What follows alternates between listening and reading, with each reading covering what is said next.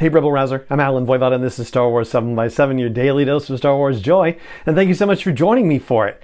So, 2 years ago in 2021, The Mandalorian racked up 24 Emmy nominations, which was huge. I think it actually tied the crown for most nominations at the time.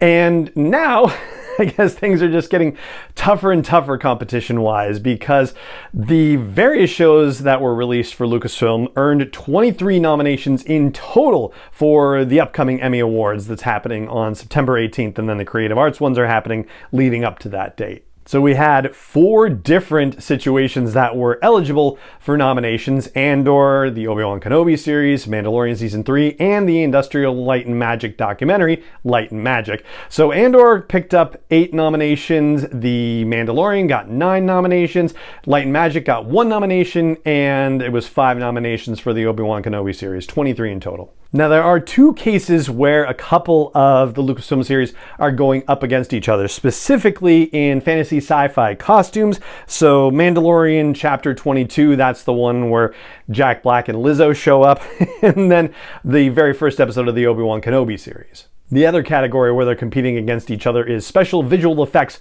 for an entire season, and Andor is going up against The Mandalorian for that one. There are also a couple of cases where if categories had been combined, they would have been going up against each other. So Andor is nominated for Outstanding Drama Series, and Obi-Wan Kenobi is nominated for Outstanding Limited Series or Anthology. Mando and Andor each got cinematography nominations. Mando for Chapter 20, The Foundling. That's the one where we get the flashback of how Grogu survived Order 66 and when they take on that giant raptor situation. And for Andor, it was the finale episode, Rick's Road. All 3 of them got nominations for sound editing, but they're in 3 different categories. So 1 hour plus and less than an hour, and limited series or anthology. Andor's nomination is for the episode The Eye, which is the closer of that second story arc in the season. Sound editing for The Mandalorian is for Chapter 24, The Return, which has, of course, that incredible fight scene that happens in it.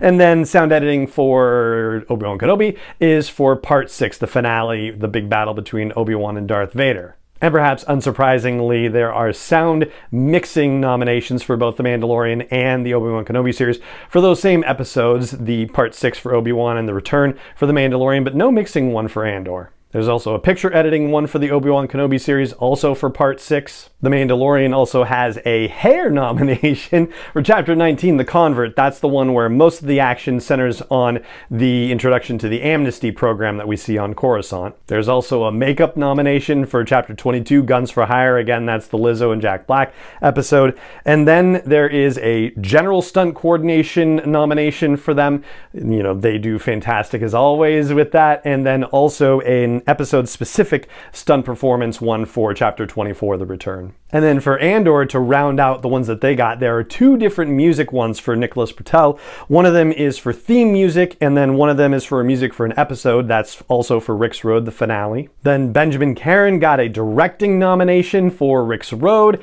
and Beau Willimon got a writing nomination for One Way Out, which is, of course, the finale of the prison arc. And did I mention the Light and Magic one? There's a documentary music nomination for that for James Newton Howard. So that pretty much rounds up all the Emmy nomination situations for Lucasfilm for the 75th annual Emmy Awards. I almost said Academy Awards. Listen to me. And at this point, I have no idea how things are going to go. There's a lot of tough competition out there. Also, congratulations to Pedro Pascal for getting an acting nomination, but for The Last of Us.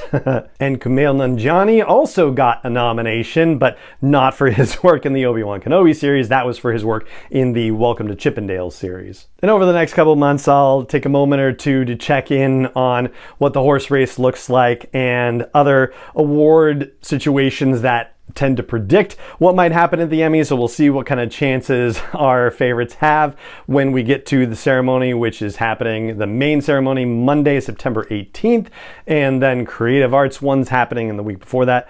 But for now, that is going to do it for our look at the Emmy nominations for Lucasfilm series, and that'll do it for this episode of the podcast.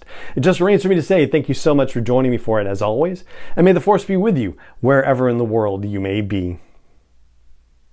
7x7 is not endorsed or sponsored yet by Lucasfilm Limited, Disney, or 20th Century Fox, and is intended for entertainment and information purposes only. Star Wars, the Star Wars logo, all names and pictures of Star Wars characters, vehicles, and any other Star Wars-related items are registered trademarks and/or copyrights of Lucasfilm Limited, or their respective trademark and copyright holders. May the Force be with them. All original content is copyright by Star Wars 7x7. We hope you love it.